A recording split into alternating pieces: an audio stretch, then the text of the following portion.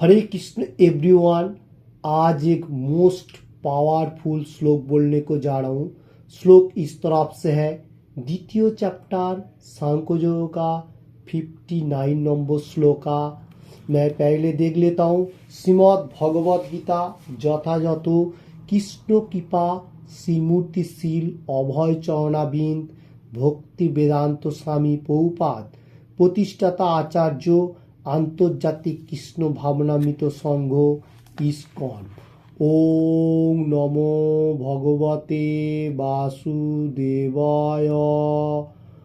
ওং নমো ভগবতে বাসুদেবায়। ওং নমো ভগবতে বাসুদেবায়। द्वितीय चैप्टर सांख्ययोग का 59 नंबर श्लोका मैं बताने को जा रहा हूँ। विषय विनिवर्तन्ते निराहारस्य देहिनः रसो भजम रसः प्रस्य परम दृष्ट्वा निवर्तते। फिर से दोहराते हुए द्वितीय चैप्टर सांख्ययोग का 59 नंबर श्लोका। विषय विनिवर्तन्ते निराहारस्य देहिनः रसो व्रजम रसः प्रस्य परम दृष्ट्वा निवर्तन्ते। ओके, फिर से दोहराते हुए द्वितीय चैप्टर सांख्ययोग का 59 नंबर श्लोका इस तरफ से है। विषय विनिवर्तन्ते निराहारस्य देहिनः रसो व्रजम रसः प्रस्य परम दृष्ट्वा निवर्तते। ओके, इसका बाद मैं वार्ड बाय वार्ड बांग्ला में बोलता हूँ।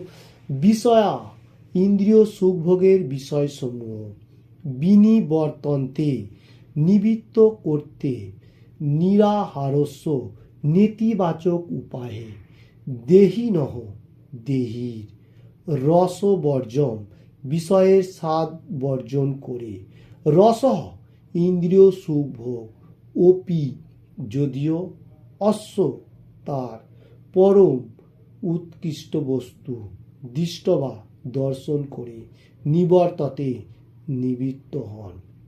ओके, फिर से मैं श्लोक एक दफा देख लेता हूँ।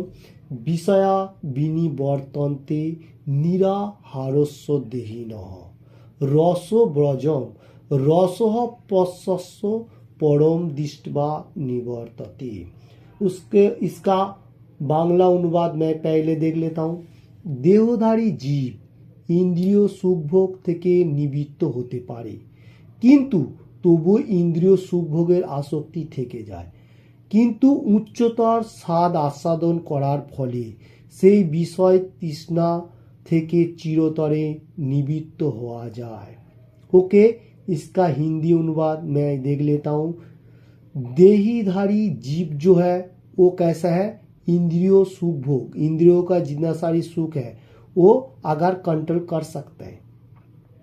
जैसा हम लोग कोई जोगी है पहाड़ पर्वत में जाके वो इंद्रियों को कंट्रोल करता है, फिर भी उसका इंद्रियों कंट्रोल करने का साथ साथ भी थोड़ा बहुत उसका मतलब इंद्रियों का थोड़ा बहुत मतलब रुक जाता है। वो क्या रुक जाता है? जो उसका जो पहले जीवन में जितना सारी स्वाद आस्वादन किया उसका फल रुक जाता है। इसलिए वो परफेक्टली पूरी इंद्रियों मतलब कंट्रोल नहीं कर रहा है, थोड़ा बहुत रुक गया।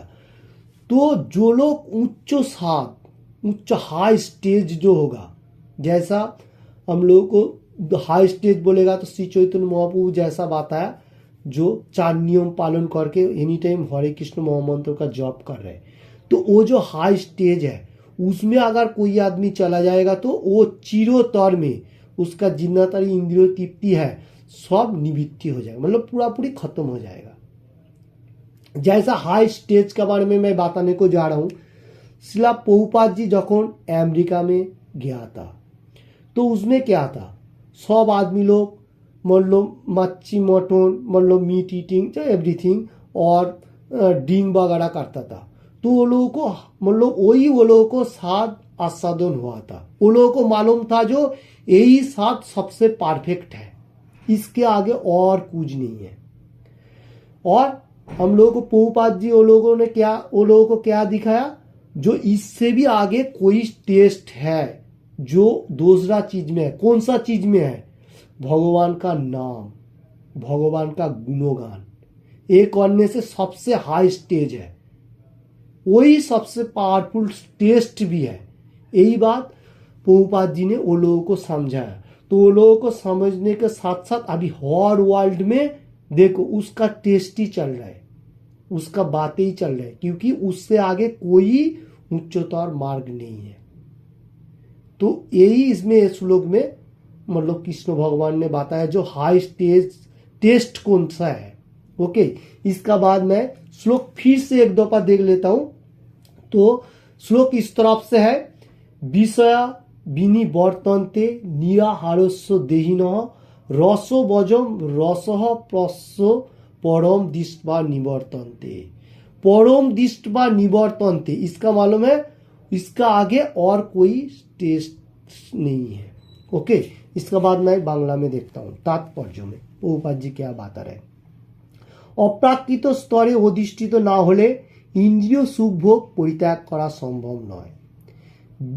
বিধি নিষেধের দ্বারা ইন্দ্রিয় সুখ ভোগ থেকে নিবৃত্ত হওয়া পন্থা অনেকটা রোগীর বিশেষ ধরনের খাদ্যের উপর নিষেধাজ্ঞার মতো। রোগী সাধারণত এই সমস্ত বিধি নিষেধ পছন্দ করে না বা তার খাওয়ার লালসা কোনো অংশে কমে না। তেমনি যম নিয়ম আসন প্রাণায়াম প্রত্যাহার ধারণা ধ্যান ইত্যাদি অষ্টাঙ্গ যোগের মতো কিছু পারমার্থিক পদ্ধতির দ্বারা যে ইন্দ্রিয় সংযম তা উন্নত জ্ঞানহীন অল্প বুদ্ধিমত্তা সম্পন্ন ব্যক্তিদের জন্য অনুমোদিত হয়েছে। हरे कृष्ण, इसका हिंदी अनुवाद मैं देखता हूं। तो इसमें जो बताया गया प्रभुपाद जी जो बता रहे जो अप्राकृत स्तर हाई स्टेज जो है उसमें अगर कोई आदमी नहीं वो फिलॉसफी में नहीं गया तो इंद्रिय को कैसे भी आप दमन नहीं कर सकते। जैसा कोई आदमी को बीमार होता है वो उसमें क्या है डॉक्टर लोग क्या बोलता है जो ज़्यादा से ज़्यादा ऑयल नहीं खाओ व एवरीथिंग। कोई बीमारी का कोई लक्षण होता है तो उसका हिसाब से वो लोग बोलता है। जैसा किसी को मान लो ये है डायबिटीज है तो डायबिटीज रोगी के लिए क्या निषेधाज्ञा है जो उसको मान लो ज़्यादा से ज़्यादा मीठा चीज नहीं खाने का ऐसा बोलता है। तो उसमें क्या है जो रोगी होगा उसका मान लो जो जियोबा का जो लालसा होगा वो कैसा होगा तो एनी टाइम वो सोचेगा जो मैं कैसा मिठाई खाता था मतलब गुलाब जामुन रसगुल्ला जो भी हो एवरीथिंग। तो वो लोगों को टेस्ट का बारे में मालूम होता है। जो रोगी होगा तो डॉक्टर अगर बोलेगा भी आपको डायबिटीज है आपने मिठाई खाने का नहीं फिर भी वो उसको मतलब पसंद नहीं होता है वो फिर भी वो मिठाई खाने का ज़्यादा से ज़्यादा सोचने को होता है। जैसा कोई पार्टी में गया हो एवरीथिंग जो भी हो तो मिठाई ज़्यादा खा लेता है। तो ऐसा इंद्रियों को कभी भी कंट्रोल नहीं कर सकता है। इसमें वही बात बता रहे प्रभुपाद जी भी बोल रहे हैं तो वही बात बता रहे। और एक बात है जो लोग जम नियम आसन प्राणायाम प्रत्याहार धारणा ध्यान इत्यादि ये जो अष्टांग योग है इसका बारे में भी अगर कोई आदमी पहाड़ में जाके मतलब ध्यान पूर्वक ये सब ध्यान अभ्यास करेगा फिर भी इंद्रियों को कंट्रोल नहीं होगा क्योंकि उसका जो इतना टाइम से वो लोगों ने जितना खाया पिया तो उसमें अगर इंद्रियों कैसे कंट्रोल होगा वो इंद्रियों को फिर से याद दिलाता है। तो इसमें भी पूरी कंट्रोल नहीं हो रहा है। तो ये जो इंद्रियों को कंट्रोल करने के लिए जो आदमी लोग सोच रहे हैं प्रभुपाद जी बोल रहे वो लोग अल्प बुद्धि संपन्न मतलब ज्ञानहीनता ज्ञान वो लोगों को भक्ति मार्ग में व कृष्ण भावनामृत में नहीं है। सिर्फ ये फोकस कर रहा है जो कैसे हम लोग इंद्रियों को कंट्रोल करूंगा पहाड़ में बैठ के कोई भी हो। तो इसमें क्या इंद्रियों पूरी कंट्रोल नहीं होगा क्योंकि वो अल्प बुद्धि संपन्न व्यक्ति लोग ऐसा करता है। उसका बाद मैं फिर से बांग्ला में देखता हूँ। किंतु जिन्हीं कृष्ण भावनाয় প্রগতি সাধনের মাধ্যমে শ্রীকৃষ্ণের কন্দর্প কোটি কামনীয় রূপের আস্বাদন করেছেন তার আর নিষ্প্রাণ জড়বস্তুর প্রতি কোনো রকমের রুচি থাকে না। তাই আধ্যাত্ম মার্গের পারমার্থিক স্তরেই কেবল বিধি নিষেধের মাধ্যমে ইন্দ্রিয়গুলিকে দমন করতে হয়। কৃষ্ণ ভাবনায় যতক্ষণ পর্যন্ত রুচি না হচ্ছে ততক্ষণই এই বিধি নিষেধগুলি প্রয়োজন হয়। যখন কেউ প্রকৃতপক্ষে কৃষ্ণ ভাবনায় অধিষ্ঠিত হন তখন তিনি আপনা থেকেই এই ইতর বস্তুর প্রতি তার रुचि हारिए फैलें। ओके, इसका बाद प्रभुपाद जी क्या बता रहे, जो लोग कृष्ण भावनामित तो मार्ग में है, मतलब भक्ति मार्ग में है व स्पिरिचुअल पार्ट में है, जो लोग को कैसा है कृष्ण भगवान का मतलब कंदर्प कोटि, मतलब भगवान को मतलब भगवान का नाम कोटि कोटि नाम ले रहा है, उसका कामना में आस्वादन हो रहा है, उसका रूप लीला गुण एवरीथिंग। तो इसमें क्या हो रहा है, उसका मेटेरियल जगत का जो जितना सारी प्रोसेस है, वो पहले भी कोई चीज खाया पिया होगा जो भी हो, तो उसमें वो रुचि चला जाएगा, मेटेरियल जगत के एवरीथिंग धीके धीके निकल जाएगा। और वो क्या होगा, भक्ति मार्ग मतलब आध्यात्मिक जो प्लेटफॉर्म जो चल रहा है उसका अंदर वो प्रवेश करेगा, उसका जितना सारी मतलब बाधा विघ्न आएगा भी वो इंद्रियों को कंट्रोल करने के लिए सोचेगा। जैसा 16 माला जॉब करेगा, 4 नियम पालन करने को जो दिया गया वो भी उसको करेगा, तो भगवान का गुणगान करेगा। ऐसा होगा तो उसका कृष्ण वो ऐसा विधि निषेध क्यों दिया गया, क्योंकि ये लोग नया नया है, इसलिए ज्यादा से ज्यादा उसको डिस्कशन में रहना चाहिए, नहीं तो फिर से फॉल डाउन हो सकते हैं। जैसा जो लोग ध्यान आसन पद्धन कर ले वो लोग फॉल डाउन होता है, ऐसा भी होगा। क्योंकि जो लोग एकदम कृष्ण भावना में तो मार्ग में चला जाएगा, एकदम परफेक्टली रूल रेगुलेशन में जाएगा, तो वो लोगों को और बैग नहीं होगा, मतलब वहां से कभी भी आपको पीछे नहीं हटने के लिए सोचेगा। क्योंकि ये मेटीरियल जगत का जितना सारी पावर है वो पावर खत्म करके कृष्ण भावनामित तो मार्ग में जा रहा है, कृष्ण कॉन्शियसनेस में जा रहा है। तो यही श्लोक में यही बात बता रहे, तो वो अच्छा मतलब साथ ग्रहण कर रहे, परम दृष्टवा निवर्तन्ते, वो हाईएस्ट टेस्ट ले चुका, मतलब भगवान का बारे में पूरा प्यूरिफाइड हो गया, उसका ऊपर और कोई टेस्ट नहीं है, तो वो बैग नहीं होगा।